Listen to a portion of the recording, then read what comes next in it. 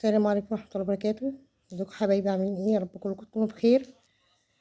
عايزة اتكلم النهاردة عن جشع التجار وازاي ان هم بيستغلوا الناس. فعلا بالاسعار اللي بيحطوها بمزاجهم. هم ماشيين بمزاجهم مش بمزاج الناس. هم بيحطوا بمزاجهم هم الاسعار. النهاردة الاقي البانيه عند واحد قال لي ب200، وواحد تاني يقول لي ب220. طب انت ليه بتستغلني؟ ليه بتستغل الناس ليه؟ ما ده استغلال. لما كل واحد بيحط مبلغ بمزاجه او سعر بمزاجه، ده استغلال. هو انتوا لاقيين مش عايزين؟ انتوا عايزين ايه بالظبط؟ الناس هتجيب لكم منين لما انت تعلي وده يعلي وده يعلي وده سعر ده غير ده غير ده غير ده؟ طب انتوا بتحطوا بمزاجكم ليه؟ والدولة عامله لكم تسعيرة معينة، امشوا على التسعيرة دي. يا جماعة ارحمونا، ارحموا الناس الغلابة.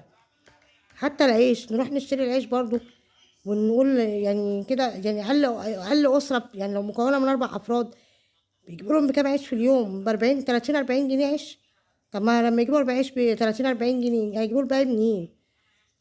ولا الفول، نجيب حبة فول قد كده ب5 جنيه ولا ب10 جنيه. ايه يا جماعة؟ الناس هتروح منكم فين؟